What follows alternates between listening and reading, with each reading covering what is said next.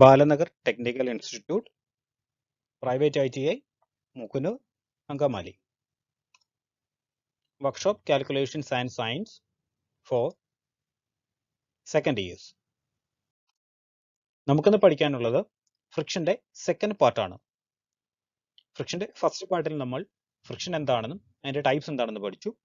ഇന്ന് നമുക്ക് പഠിക്കാനുള്ളത് advantages, disadvantages, method to reduce friction. Friction കുറയ്ക്കാനുള്ള മെത്തേഡുകൾ. ഫസ്റ്റ് നമുക്ക് അഡ്വാൻറ്റേജസ് എന്താണെന്ന് നോക്കാം. A person will not able to walk if there is no friction between soles of his shoes and the ground. നമ്മൾ ഇത് കുറച്ച് എക്സാമ്പിളുകൾ വെച്ചിട്ടാണ് നമ്മൾ ഇതിന്റെ അഡ്വാൻറ്റേജസ് പറയുന്നത്. ഒരാൾക്ക് നമ്മൾ ഗ്രൗണ്ടിൽ നടക്കണമെന്നുണ്ടെങ്കിൽ അയാളുടെ ഷൂസും സർഫസും അല്ലെങ്കിൽ ഗ്രൗണ്ടും തമ്മിൽ എന്തുണ്ടായിരിക്കണം? ഒരു ഫ്രിക്ഷൻ ഉണ്ടായിരിക്കണം. ഇല്ലെങ്കിൽ അയാൾ എന്ത് ചെയ്യും? തെന്നി വീഴും. അതേപോലെ brake of a vehicle or any moving device depends on friction. അതായത് ബ്രേക്ക്, നമ്മൾ ഒരു വെഹിക്കിളിന്റെ ബ്രേക്ക് അല്ലെങ്കിൽ വെഹിക്കിൾ ആകാം, ചിലപ്പോൾ ഒരു മെഷീൻ ആകാം, എന്തിന്റെ ആണെങ്കിലും ബ്രേക്ക് നമ്മൾ അപ്ലൈ ചെയ്യുമ്പോൾ അവിടെ ഫ്രിക്ഷന്റെ ആപ്ലിക്കേഷൻ വരുന്നുണ്ട്. If we apply brake then vehicle is stopped due to the force of friction between brake lining and the drum on the wheel. അപ്പോൾ നമ്മൾ ഈ ബ്രേക്ക് അപ്ലൈ ചെയ്യുമ്പോൾ സംഭവിക്കുന്നത് വെഹിക്കിൾ നിർത്താൻ കാരണം അല്ലെങ്കിൽ നിൽക്കാൻ കാരണം ആ വെഹിക്കിളിന്റെ ബ്രേക്ക് ലൈനിങ്ങും അതുപോലെ ഡ്രം ഓഫ് ദി വീലിന്റെ ഡ്രമ്മും തമ്മിൽ ഒരു ഫ്രിക്ഷണൽ ഫോഴ്സ് ആക്ട് ചെയ്യുന്നുണ്ട്. അത് ഫ്രിക്ഷൻ ഫോഴ്സ് കാരണം എന്ത് ചെയ്യും? അതിനെ ഒപ്പോസ് ചെയ്യുന്നുണ്ട്. ഒപ്പോസിംഗ് ഫോഴ്സ് കൊണ്ടാണ് എന്ത് സംഭവിക്കുന്നത്? വെഹിക്കിൾ നിൽക്കുന്നത്. Machines involving belt and pulley, അതായത് ബെൽറ്റും പുള്ളിയുള്ള machines. System works due to friction. Okay, അവിടെയും എന്താണ് സംഭവിക്കുന്നത്? ഫ്രിക്ഷൻ കൊണ്ടാണ് ആ ബെൽറ്റ് എന്ത് സംഭവിക്കുന്നത്? പുള്ളിയിൽ കൂടി റൗണ്ട് ചെയ്യുന്നത്. അല്ലാന്നുണ്ടെങ്കിൽ എന്താ സംഭവിക്കും? ആ ബെൽറ്റ് എന്ത് സംഭവിക്കും? പുള്ളിയിൽ നിന്ന് സ്ലൈഡ് ചെയ്ത് പോകും. അപ്പോൾ അവിടെയും എന്തുണ്ട്? ഒരു ഒപ്പോസിംഗ് ഫോഴ്സ് അവിടെ ആക്ട് ചെയ്യുന്നുണ്ട്, അതായത് ഫ്രിക്ഷണൽ ഫോഴ്സ് ആക്ട് ചെയ്യുന്നുണ്ട്. If there is no friction then the belt will slip from the pulley. Friction also helps to hold screw and drive rolls in the wood. അപ്പോൾ നമ്മൾ ഒരു വുഡിലേക്ക് ഒരു screw നമ്മൾ drive ചെയ്തിറക്കുന്ന സമയത്ത് ആ വുഡും അതേപോലെ തന്നെ ആ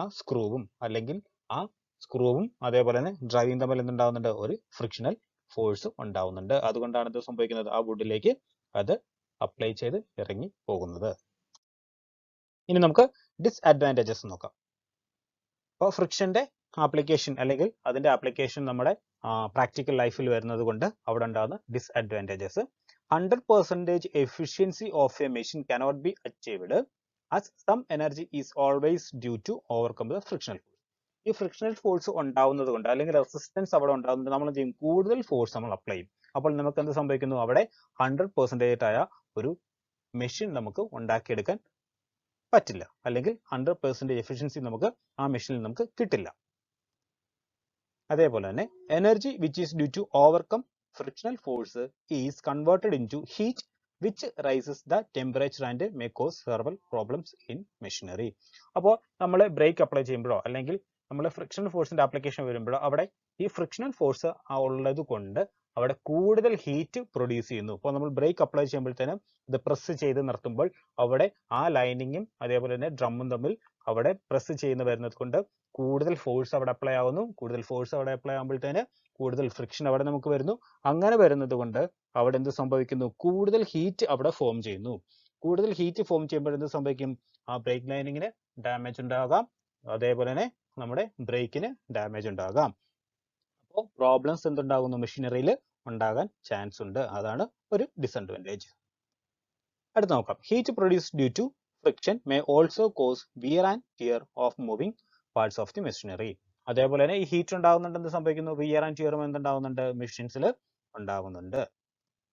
it will reduce the efficiency of A machine. നമ്മൾ ആദ്യം പറഞ്ഞ പോലെ തന്നെ എഫിഷ്യൻസി എന്ത് ചെയ്യും? കുറയ്ക്കാൻ വളരെ ചാൻസ് ഉണ്ട്.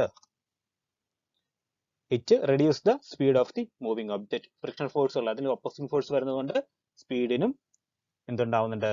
കുറവ് ഉണ്ടാവുന്നുണ്ട്. എക്സാമ്പിൾ ആയിട്ട് നമുക്ക് സ്പിൻഡിൽ എടുക്കാം, ഷാഫ്റ്റ് എടുക്കാം, പിസ്റ്റൺ എടുക്കാം, അല്ലെങ്കിൽ നമ്മുടെ ഏത് മെഷീൻ പാർട്സ് എടുത്താലും ഫ്രിക്ഷന്റെ ആപ്ലിക്കേഷൻ വരെ ഏത് മെഷീൻ പാർട്സ് നമുക്ക് എന്തിട്ട് എടുക്കാം?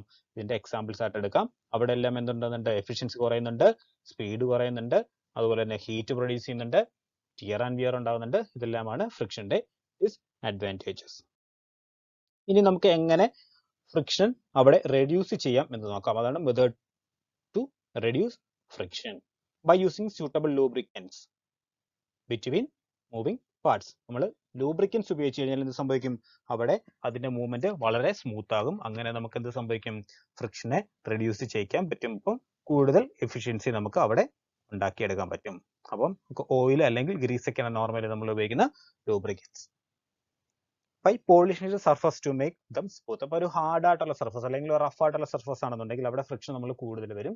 അപ്പോൾ എന്ത് ചെയ്യണം? ആ സർഫസ് നമ്മൾ ഒന്ന് സ്മൂത്ത് ആക്കുക. അപ്പോൾ എന്ത് ചെയ്യുക? പോളിഷ് ചെയ്ത് സ്മൂത്ത് ആക്കി കഴിഞ്ഞാൽ അവിടെയും ഫ്രിക്ഷൻ കുറയും. By using ball bearing and roller bearing. Rotate ചെയ്യുന്ന പാർട്സിലൊക്കെ നമുക്ക് എന്ത് ഉപയോഗിക്കാം? വെറുതെ ഒരു രണ്ട് പാർട്സ് തമ്മിൽ റൊട്ടേറ്റ് ചെയ്യാതെ ഒരു ബോൾ ബിയറിംഗോട് കൂടിയോ അല്ലെങ്കിൽ ഒരു റോളർ ബിയറിംഗോട് കൂടി അല്ലെങ്കിൽ ഒരു ബിയറിംഗ് ഉപയോഗിക്കുന്നതിലൂടെ നമുക്ക് എന്ത് സംഭവിക്കും? അവിടെ ഫ്രിക്ഷനെ റെഡ്യൂസ് ചെയ്യിക്കാൻ സാധിക്കും. അതാണ് നമ്മൾ കാറുകളിൽ അല്ലെങ്കിൽ വെഹിക്കിൾസിലൊക്കെ നമ്മൾ അല്ലെങ്കിൽ റൊട്ടേറ്റ് ചെയ്യുന്ന പാർട്സിലാണ് നമ്മൾ എന്ത് സംഭവിക്കുന്നത്? ബോൾ ബിയറിംഗ് നമ്മൾ അപ്ലൈ ചെയ്യുന്നത്. ബൈ യൂസ് ഓഫ് വീൽ ഉപയോഗിക്കുന്നതിലൂടെ എന്ത് സംഭവിക്കാം? നമുക്ക് ഫ്രിക്ഷൻ കുറയ്ക്കാം. അത് രണ്ട് ഭാഗം തെന്നി പോകുന്നതിന് പകരം അത് ഉരുണ്ടുരുണ്ട് പോവുകയാണെന്നുണ്ടെങ്കിൽ ഒരു വീൽ വഴിയാണെന്ന് ഉപയോഗിക്കുന്നതെങ്കിൽ അവിടെ ഫ്രിക്ഷൻ നമുക്ക് റെഡ്യൂസ് ചെയ്യാം.